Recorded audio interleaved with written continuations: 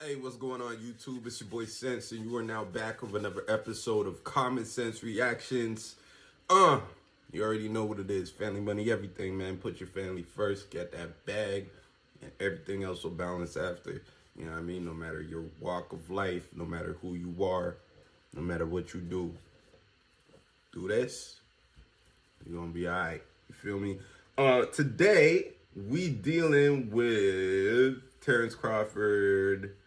I guess he's not fucking with Turkey like that anymore. You know what I mean? I'm gonna make another one of my corny jokes about Turkey being dry with no gravy again, but I think y'all had enough of that. I think I did enough like corny ass dad jokes already. I feel like it's a wrap for that, man. I gotta come up with something new for Turkey, bro. But it has to be along that Turkey line, you know what I'm saying? But anyhow, Terrence Crawford, I guess, puts Turkey on notice about something of him being a boss. I don't know. Boxing Ego calls him bad business, but I definitely say bro does makes some weird and questionable business decisions. But hey, let's just get into it, man. Terrence Bud Crawford is at it again. This time, using his advanced negotiation skills to bluff Turki Al-Sheikh about what he is willing to do and not willing to do. Where have we seen this before? Let's talk about what Turki Al-Sheikh said is Terrence Crawford's position as to what he will do next and what he will not do next. It must be Canelo Alvarez. And that is it. Let's talk about that in this video.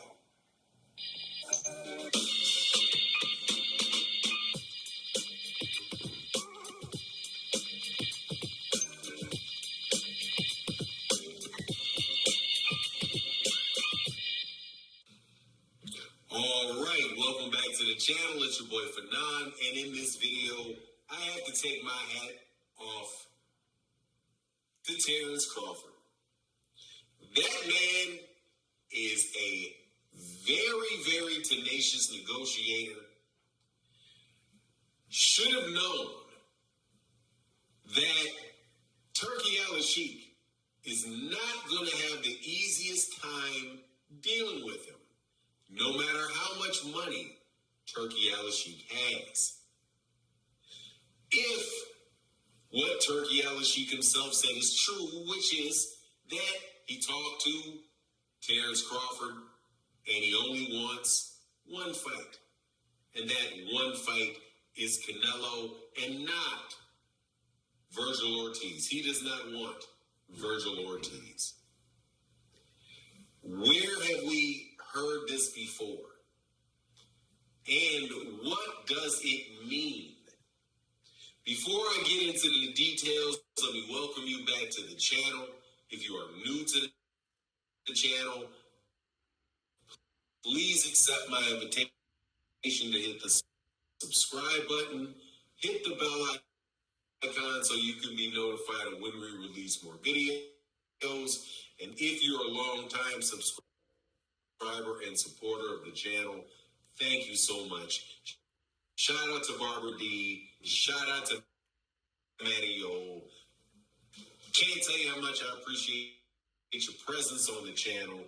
But let's get into this. That's a bluff.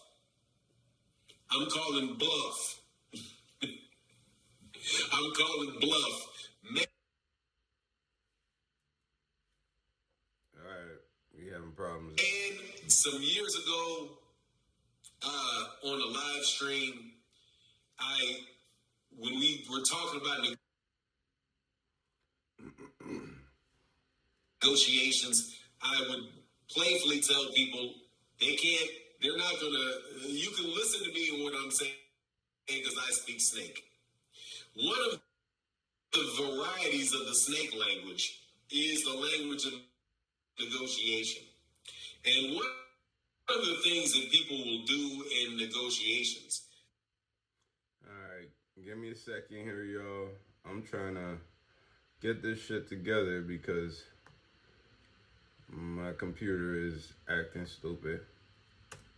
Terence Crawford in the past, and I think I'm witnessing right now, if you take Turki Al-Sheikh at his word, as is that he wants to take all other options off of the plate. So where Turki Al-Sheikh is promising he's going to get these really big fights, right? And he's going to get this, that. We're going to make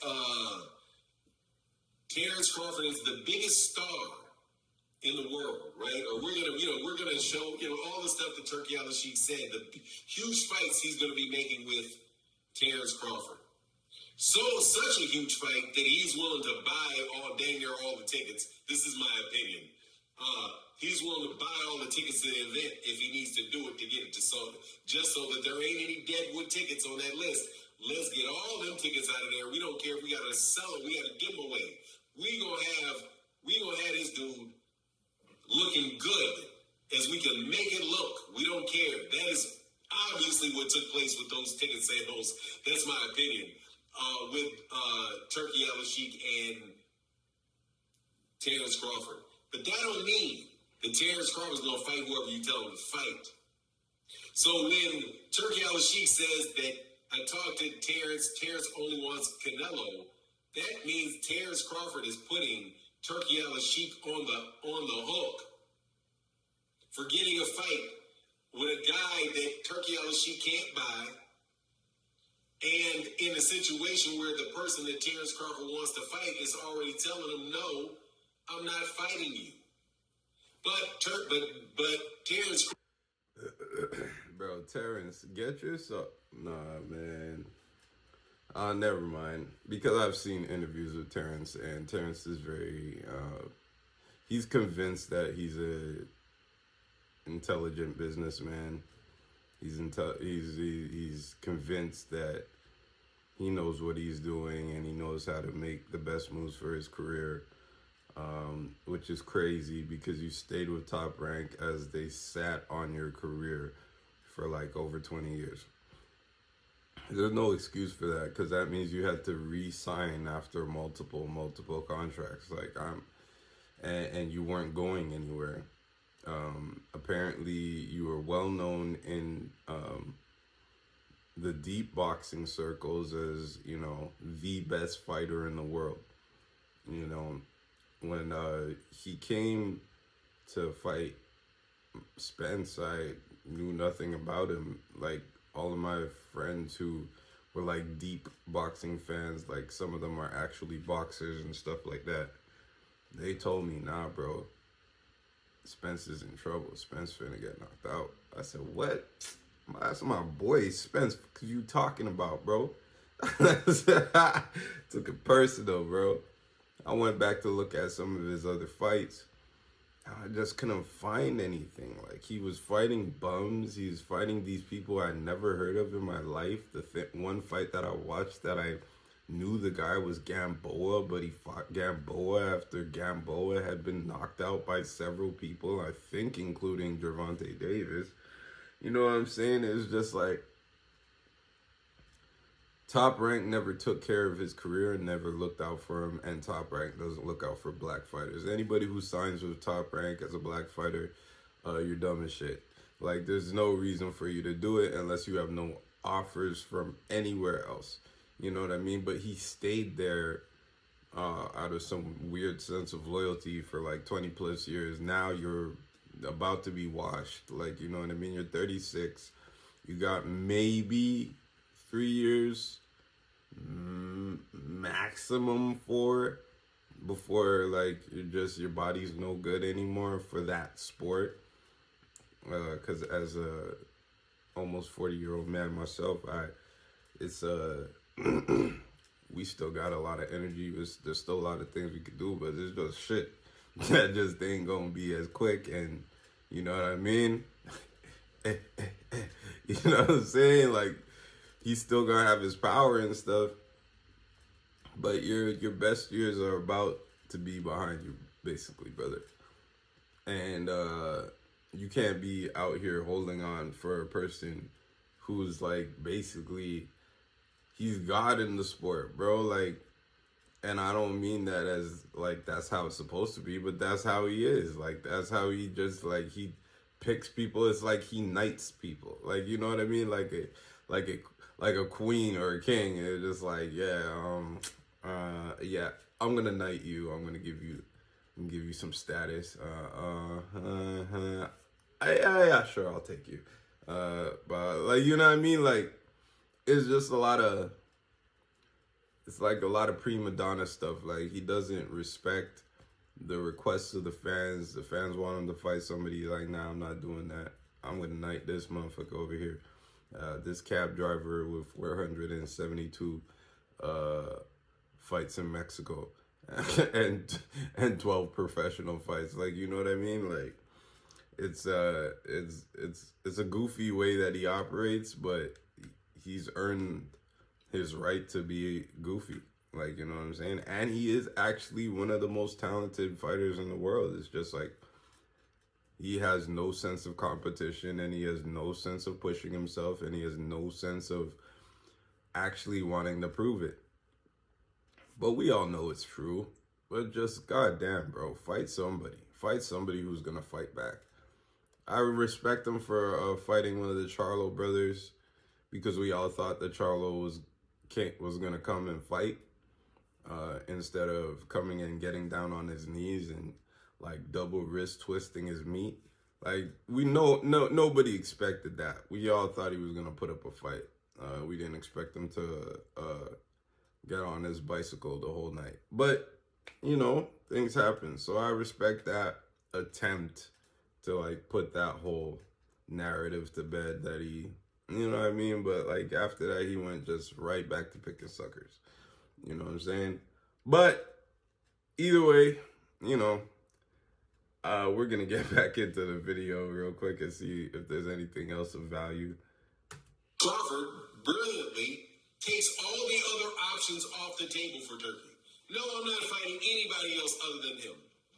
Guess why? Because you just paid me $10 million, $12 million, 50, whatever it was. It was a lot of money that you just paid me.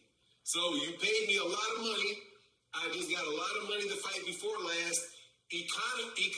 Economics tell me that I need to sit here and rest my brain. I got hit with a lot of straight right hands by Israel Madrov. I won the fight, but I dang sure got hit with a lot of right hands. So we ain't gonna be doing too much of that. I'm gonna sit up here, heal, let my money accrue, getting a good interest rate. Shout out to Warren Buffett. And I'm not gonna fight anybody. The only person I'm gonna fight is him. What about Jerron? But Jerron, no. Look, I have a suspicion that Turki Al-Sheikh is gonna find that Terence Crawford is just as hard to deal with as he is finding can be just as hard to deal with as Canelo Alvarez is hard to deal with. The difference between that is that Canelo Alvarez has actually earned his position by actually going through a bunch of champions and fighting some legendary people. Terence Crawford's fought one legendary person. Spence did bad business, refused to give him the rematch that he promised him, like a bitch. And the only other fight he did that was with a somewhat legendary name. All right, let me give him that, because it's like, I don't want to disrespect bro's legacy. Obviously, he was a hard fighter, but the Porter fight. But Sean Porter has always been a step-up fighter, like a gatekeeper. They use him to test people to see if they're ready for the next level. But he's got beaten up by a bunch of people. He's got beaten by a bunch of people. He's just a really, really good fighter, but I don't think I would ever put him as like a A+ fighter, like maybe a B+ fighter. You know what I mean? So it's like he kind of gatekeeps, like, all right, are you ready to be an A+ fighter? You know what I'm saying? And if you beat him, then an A+ fighter because is a really good fighter and he's tough. You know what I'm saying? But you got him after fucking Spence beat the shit out of him. So it's like, come on now. You know, you keep on taking people's leftovers. You have nothing to build off of. Your biggest fight is Errol Spence, and everybody knows you're talented, but you got to fight some other guys. You know what I mean? I'm sure there's not a lot of competition in boxing right now, and you can't box once a year. That's the next thing. Like you gotta get in there. Like you're at 154 now. Fight somebody else who's a threat at 154. You know what I mean? Like the best thing you could, I don't know if that's the best thing you could do, because I feel like even if he beat Jaron Ennis, Canelo's not gonna give him that fight. And there's nothing you could do, bro. Like you might have to jump up to 168 and then just knock out a couple of the top 168ers. I don't know who's up at 168 that you could fight, to be honest. That's gonna bring you some notoriety. Maybe if you fight Berlanga after Canelo beats him, and you beat him in a more demonstrative fashion. Maybe if you can get in there with Caleb Plant. I don't know if Caleb Plant's 168. I think he is, because he's a tall guy. But maybe if you get in there with Caleb Plant and beat him, maybe, you know what I'm saying? Basically, you're going to have to prove that you can handle the people up there at 168 first before Canelo's going to take that fight. Because other than that, he's just going to say, you're too small. If I beat you, I get no credit for it. All those weird-ass excuses that make no sense when he picks people like Berlanga. Like, you know what I mean? Nobody's going to give you credit for beating Berlanga, bro. Nobody. No one. Like, if you walk away with that win from Berlanga, it's going to add absolutely nothing to your legacy. Zero. So that excuse that you keep on giving is bullshit. But your best shot, Terrence, at getting the Canelo fight is to move up to 168 and handle a couple people up there before you ask for the Canelo fight. You have to take away his excuses. You know what I'm saying? You're not just going to sit there and wait for him. Like, bro, you're not like that, bro. People aren't trying to see you like that, bro. And it's your personality, your energy. You're just very talented and you have nothing else going for you. Super talented fighter. But you have nothing else going for you. You know what I'm saying? The difference between Canelo Alvarez and Terence Crawford is Canelo just don't need you. Terence does need you, but Terence is masterful in the fact that, hey, dude, he's going to squeeze every penny out of that, every penny out of that he can get. And if that means, again, saying, look, man, it's my way and the highway with who I'm fighting, get me Canelo. Otherwise, thank you for overpaying me. And doing just like what happened with BLK Prime. Dude, BLK Prime, before BLK Prime gave him, they say $10 million. That's hell of unless you have a story, you don't. Annoying YouTube. Stop it. Quit it out. Even that. But it's going to be no less than 6. I mean, I'm okay with believing 6, but just let's say, hey, it really was 10. Because, hey, I could be wrong. Maybe it was really 10. Say it's really, $10 million that he got paid by BLK Prime. Then he made $25 million against Errol Spence. That's $35 million. Say he gets another, say Turki really was like, yeah, okay, I give you, for him, let's give you $15 million. That's another $15 million. Come on, man. That dude right there does not have to fight anybody. He's wealthy. And for a long time, that was an understanding in the business of boxing, definitely in the United States, where they were like, look, we can't pay fighters too much. You pay fighters too much, then fighters sit down and they don't work out and they get fat. Well, Terrence doesn't do that. Okay, well, Terrence doesn't do that, but the other option is out there too. We're not making any. Anyhow, y'all, my daughter just called me, so my recording got interrupted, and now my son done stole my light, so it's all good. I'm just gonna wrap up for day. You already know what it is. Family, money, everything. Family comes first. Go get that bag, and everything else will balance out after. You already know what it is. Let's get it. One.